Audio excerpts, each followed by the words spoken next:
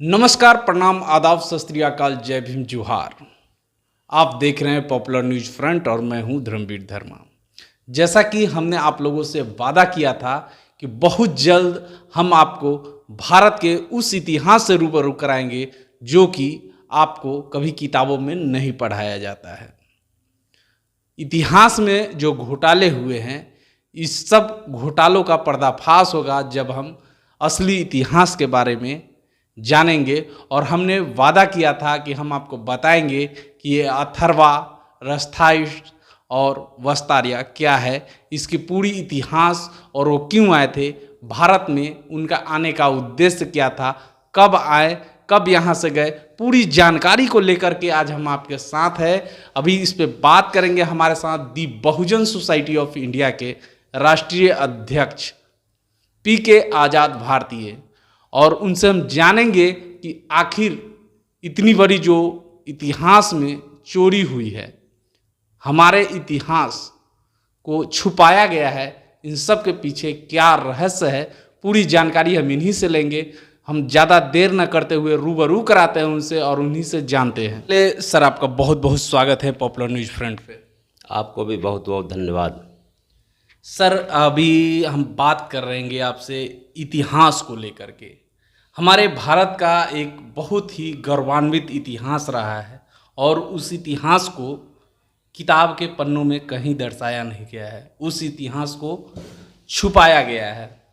आज हम उन्हीं इतिहास पे आपसे चर्चा करेंगे और जानेंगे कि ये अथर्वा, रथाइस्ट और वस्तारिया कौन लोग हैं, कहाँ से आए थे वो लोग, इनके आने का उद्देश्य क्या है, पूरी जानकारी आप हमारे दर्शकों को देंगे।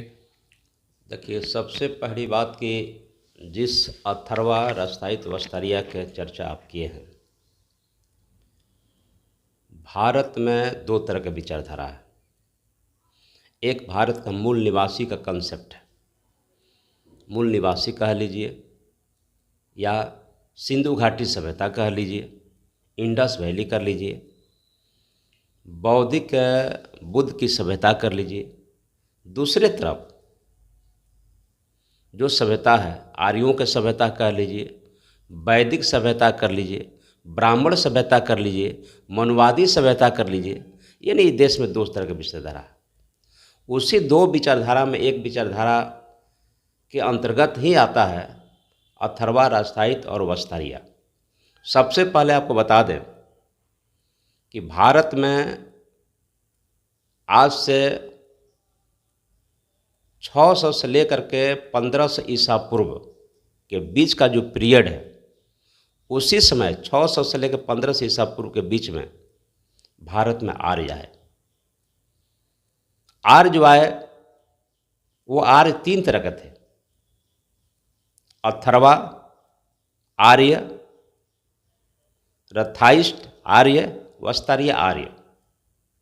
अथर्वा आर्य ही ब्राह्मण कहलाए, रथाइस्ट आर्य ही क्षत्रिय कहलाए, वस्तारिया आर्य ही वैश्य कहलाए। तीन तरह का आर्य थे। वो लोग जब आए, लूटपाट के ख्याल से आए भारत में, तो भारत में ऐसे सब लोग जानता है कि आपको आर्य जो है मध्य एशिया से आए, और आने के बाद भारत के जो भोले भाले लोग थे, जब आर्य भारत में आए, उस वक्त भारत जो है 3 राज्यों में बटा हुआ था। एक भाग के राजा राजा बाली थे, एक भाग के राजा शंकर थे, और एक भाग के राजा जिसको रावण कहते हैं, रावण थे। हालांकि रावण को का सही कहा जाए तो मौर्य वंश का अंतिम राजा के रूप में देखा गया है, लेकिन खैर वो बात का चीज़ है, वह रावण थे। सबसे पहले आर्यों ने बाली के राज में प्रवेश किया। प्रवेश करने के बाद झुग्गी झोपड़ी बना के रहने लगे खाना बदोश की तरह आर्यों ने। और आप इतिहास गवाह है कि बाली के राज में कोई भी अपने घरों में वह जो है दरवाज़ा नहीं लगता था। बहुत ईमानदार टाइप के लोग थे,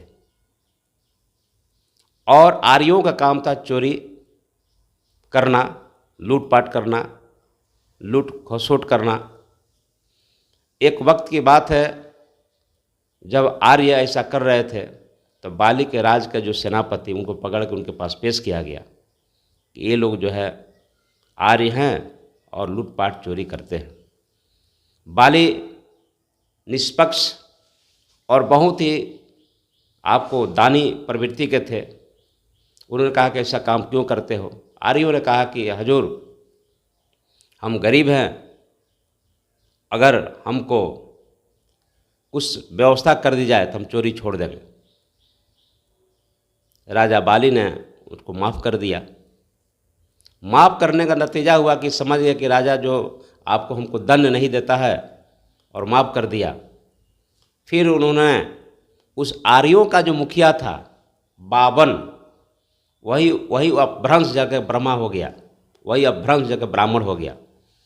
उस कबीले का, आर्यों के कबीले का जो मुखिया था वो बावन था, ब्राह्मण था, वही विष्णु हो गया। और वो गया, कहा कि हम लोग आपके राज में कुछ व्यवस्था कर दी जाए तो हम लोग चोरी छोड़ देंगे, आपके राज में खुश रहेंगे। बोलो क्या मांगते हो। तो उस समय बाली के राज में त्रिवाचा चलता था, 3 वचन चलता था। बाली राजा जो 3 वचन दे देते थे तो पीछे नहीं हटते थे, और छल राजा बलि या राजा बाली? राजा बाली। और छल प्रपंच से आर्यों ने उनसे त्रिवाचा कहलाया। क्या किया कि राजा साहब हमें शिक्षा दिया जाए, वैसी शिक्षा दी जाए कि हम जिसको शिक्षा दें वह शिक्षा ग्रहण करें, न दें। हमको ऐसे धन दिया जाए कि हम जिसको धन दें वह धन लेगा, नहीं देंगे तो नहीं लेगा। तीसरी सत्ता, हमको सत्ता दिया जाए। इस तरह से धन, धरती, शिक्षा, संपदा, सत्ता को अपने हाथ में ले लिया और मार करके ज़मीन में गाड़ दिया, और उन्हें भ्रम फैला दिया, गलत इतिहास फैलाया कि बाली राजा को पताल रोज का राजा बना दिया। इस तरह से बाली के लीला को समाप्त कर दिया। उसके बाद शंकर के पास गया, जो एक भाग के राजा। अच्छा, आप बता रहे विष्णु को मारा गया या बाली को मारा गया था? बाली को मारा गया। बाली को मारा गया। विष्णु ने मिलकर बाली को मारा। अच्छा। तब आर्यों ने पुनः, अब सेकंड जो राजा थे ये भारत का, वह थे राजा शंकर। शंकर को उन्होंने जो है, उनका महामंत्री थे भस्मासुर, आप भी जानते हैं। और भस्मासुर जो है, उन्होंने कहा शंकर को, हालांकि आर्यों ने, आर की जो बहन थी, विष्णु को जो बहन थी पार्वती थी, पार्वती को शादी के लिए भेजा गया आपको शंकर के पास। लेकिन शंकर के महामंत्री जो विष्णु थे, आपको भस्मासुर थे, कहा कि महाराज शादी मत कीजिए, ये बहुत आर्य छली कपटी होता है। तो आर्यों ने भस्मासुर को ही मरवा दिया। उसके बाद पार्वती को रिझाने के लिए भेजा गया शंकर के पास, और शंकर से शादी कराया गया, और पार्वती को टास्क दिया गया कि जो है शंकर से शादी करने के बाद शंकर को भांग भतूरा देना है, नशा से इतना चूर कर देना है।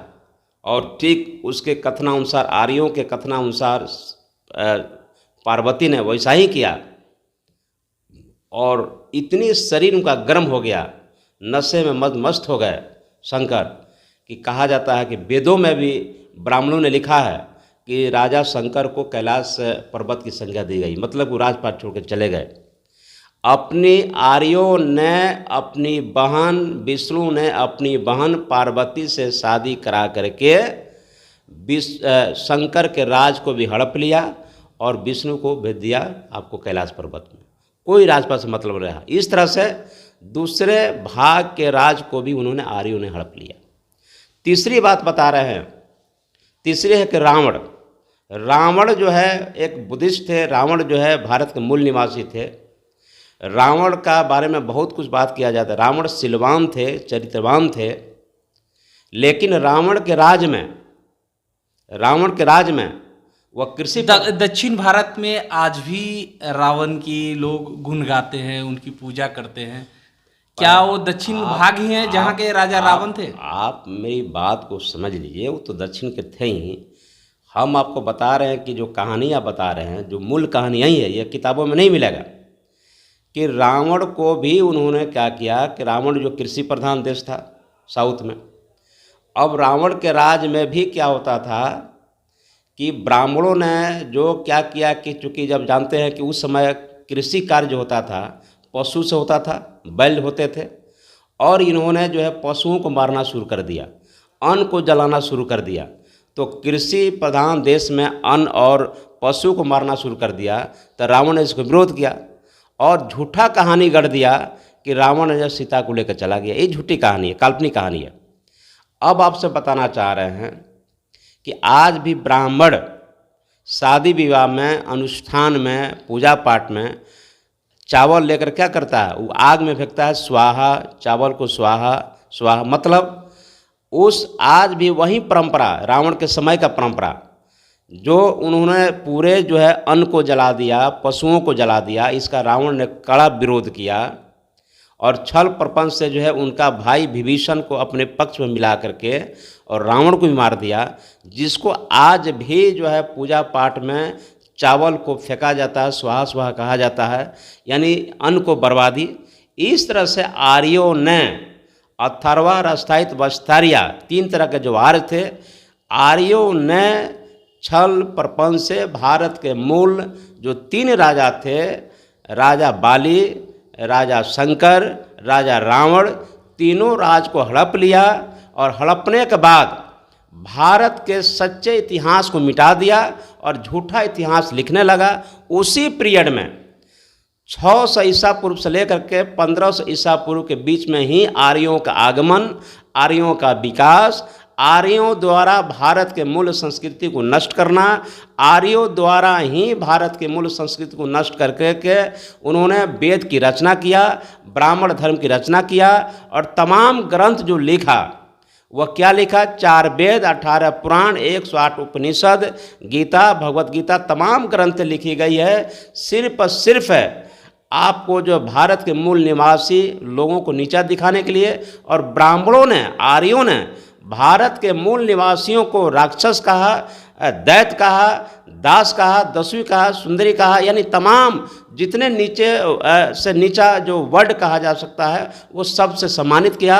अपने को आर्य कहा, आर्य माने अपने को कहता है सभ्य, अनार्य, भारत के मूल निवासियों को अनार्य कहा, अनार्य माने असभ्य, अपने को देवता कहा और भारत के मूल निवासियों को आपको दानव कहा, अपने को आपको देवता कहा, इसको राक्षस कहा। इस तरह से राक्षस और आपको देवता कोई दूसरा नहीं है। जिसको आप राक्षस कहते हैं, जिसको आप दैत्य कहते हैं, जिसको दास कहते हैं, जिसको दस्यु कहते हैं, जिसको तमाम तरह से जो है आपको घृणित नामों से आप अलंकृत करते हैं, वो तमाम लोग कौन है, वही भारत के मूल निवासी हैं तथाकथित। सर, आपने अथर्वा की तो बात कह दी। अथर्वा लोग अपने छल प्रपंच और जिसके कारण हमारे देश के राजाओं का राजपाट, शिक्षा और उसके अस्त्र शस्त्र सारे चीज़ ले लिए। लेकिन ये रथाइष्ट और वस्तारिया का क्या काम था भारत के भूमि पे? अरे भाई वही तो कह रहे हैं, वो कोई वस्तु थोड़े है। अरे 3 तरह के आज आ रहे थे, आज ही 3 तरह के थे। जिसको आज ब्राह्मण, जो आज के भारत में जो ब्राह्मण है वही आपको अथर्वा है। अथर्वा आज ही आज के डेट में ब्राह्मण है। आर्य, अथर्वा, राष्ट्रायत, वस्तारिया भारत से गया नहीं। भारत का इतिहास क्या है? रथाइष्ट कौन लोग हैं अभी वर्तमान? अभी तो आप बार बार एक के बात को रिपीट कर रहे हैं। मैं तो कह रहा हूं कि अथर्वा क्या ब्राह्मण है, रथाइष्ट क्या क्षत्रिय है जिसको राजपूत कहते हैं, और वस्तारिया क्या वैश्य, टाटा बिरला डालमिया है। तो आज भी वर्तमान है ना। भारत का इतिहास में आइए, भारत का इतिहास क्या है? ये गुलामों का इतिहास है। भारत में कभी आर्यों का, कभी मुगलों का, कभी डच का, कभी फ्रांसीस का, कभी अंग्रेज का, ये तमाम भारत में एक लंबी सिलसिला है भारत में गुलामी का। सबसे पहला भारत में किसी का आक्रमण हुआ तो आर्यों का हुआ। वहीं आर्य 3 तरह के थे, अथर्वा, राष्ट्रायत, वस्तारिया, ब्राह्मण, क्षत्रिय, वैश्य। वहीं भारत के आपको जो भारत में जो आक्रमण किए थे, आज जो भारत में आपको मुगल चले गए, अंग्रेज चले गए, डच चले गए, फ्रांसीसी चले गए, लेकिन आज भी भारत में आर्य के रूप में अथर्वा, राष्ट्रायत, वस्तारिया, ब्राह्मण, क्षत्रिय, वैश्य, ये 3 जो भारत में आज भी विद्यमान हैं। और भारत का जो मूल निवासी है, अभी बीच में आपको बता रहे हैं, जो बीच में आप हमसे क्वेश्चन कर दिए कि जब भारत को लोग गुलाम बना लिया तो वो तो 3 तरह के आए हुए थे, अथर्व, वस्तारिया, ब्राह्मण, क्षत्रिय, वैश्य, और भारत के होल एंड सोल, भारत के टोटल मूल निवासी समाज को शूद्र बना दिया। 4 मंत्रिमंडल बनाया, ब्राह्मण, क्षत्रिय, वैश्य, और चौथा बनाया भारत के मूल निवासी समाज जो शूद्र बना दिया। और शूद्रों को, शूद्र कभी भी अपना इतिहास को, अतीत को नहीं जाने, इसलिए नहीं जाने, आर्य तो जानता था ये देश शूद्रों का है, देश भारत के मूल निवासी लोगों का है, हमने आर्य बाहर से आकर के इसको कब्जा किया है, इसके इतिहास को मिटा दिया है, इसको जो है अछूत बना दिया, शूद्र बना दिया। तो ये तमाम वो जानते हुए इसलिए उन्होंने क्या किया, आर्यों ने, ब्राह्मणों ने, क्षत्रियों ने, वैश्यों ने क्या किया कि भारत के मूल निवासी शूद्र समाज को 6743 में तोड़ा और हर जाति में 7 उपजाति बनाया, अर्थात 47,201 उपजातियाँ बनाया। क्यों बनाया जानते हैं? इसलिए बनाया कि शूद्र समाज आपको हमेशा आपस में श्रीनुमा जाति बना दिया, आपस में लड़ते रहे, आपस में एक नहीं हो।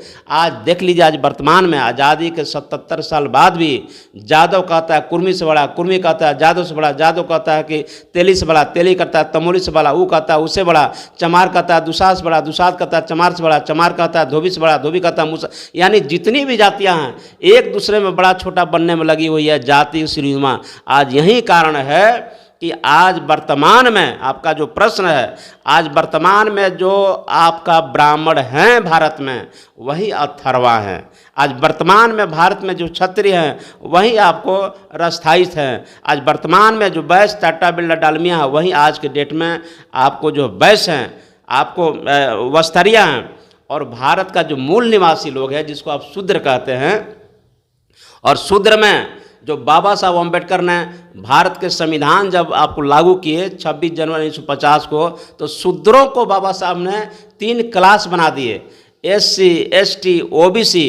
यानी आज के संविधानिक भाषा में SC, ST, OBC माइनॉरिटी जो देख रहे हैं, माइनॉरिटी तो धर्म के कन्वर्टेड है लेकिन है शूद्र ही है, तो SC, ST, OBC समाज ही शूद्र है। और बाबा साहब अम्बेडकर ने SC, ST, OBC समाज को आज के डेट में भारत के संविधान में OBC के लिए आर्टिकल 340, भारत के संविधान में SC के लिए आर्टिकल 341, भारत के संविधान में आपको आर्टिकल 342 का दर्ज बना दिए। इसलिए आज का आपका क्वेश्चन है, क्वेश्चन में सारांश यही समझिए कि भारत में आपको ब्राह्मण, क्षत्रिय, वैश्य ही आर्य है। और आर्य कौन सा आर्य है? अथर्वा, रास्थायित, वस्तारिया के रूप में ही ब्राह्मण, क्षत्रिय, वैश्य आर्य हैं। और भारत में जो शूद्र हैं वही भारत का मूल निवासी हैं, मूल लोग हैं। और दूसरी बात जो आप कहते हैं कि भारत का मुख्य, भारत का जो संस्कृति क्या है,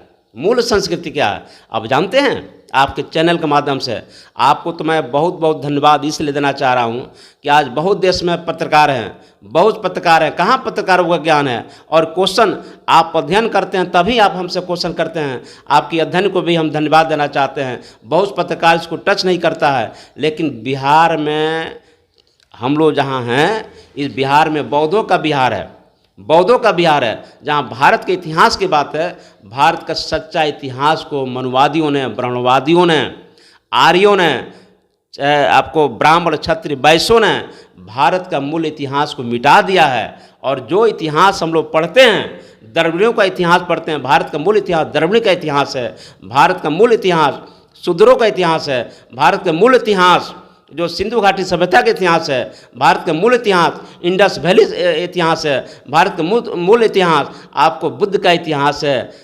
ये लेकिन वेद जो देखते हैं, 4 वेद, 18 पुराण, 108 उपनिषद, रामायण, गीता, भगवत गीता, ये तमाम ग्रंथ देखते हैं, ये सब झूठ का पुलिंदा है, इसमें कुछ नहीं है। और हर चीज़ जान लीजिए कि जो खासकर ब्राह्मणों ने जो हिंदू धर्म में या वैदिक धर्म में, सनातन धर्म में जो कहता है, वह जो धर्म बनाया, त्यौहार बनाया, त्यौहार का मतलब होता है तुम्हारी हार, बहुजनों की हार, मूल निवासियों की हार, शूद्रों की हार। इस शूद्रों की हार को ही कहीं ना कहीं राक्षस के रूप में, देवता के रूप में इसको अपमानित किया है। इसलिए आपके चैनल के माध्यम से हम तमाम भारत के बहुजन समाज, शूद्र समाज ही बहुजन समाज है, बहुजन समाज ही भारत का मूल निवासी समाज है।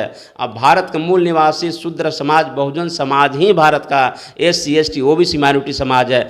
इसलिए इन बहुजन समाज के लोगों से हम अपील करना चाहते हैं आपके चैनल के माध्यम से, अरे बहुजनों, अगर अपने सच्चा इतिहास को तुम जीवित रखना चाहते हो, अपने अतीत को आपको पुनर्जीवित रखना चाहते हो, अपने भारत के सच्चे इतिहास को लोगों को बीच लाना चाहते हो, तो तुम्हें 4 वेद, 18 पुराण, 108 आपको ग्रंथ जो आपको है ब्राह्मणों द्वारा भगवद गीता रामायण बनाई गई है, उस सबको एक टोकरी में फेंक दो, कचरे के टोकरी में फेंक दो। वो तुम्हारा कोई भी उससे कुछ होने वाला नहीं है, वही तुम्हारा गुलामी के कारण है। बाबा साहब डॉक्टर अम्बेडकर इतनी बड़ी विद्वान, बाबा साहब अम्बेडकर का जो कहा जाता है कि doctor Ambedkar is one among the 6 intelligence of the world.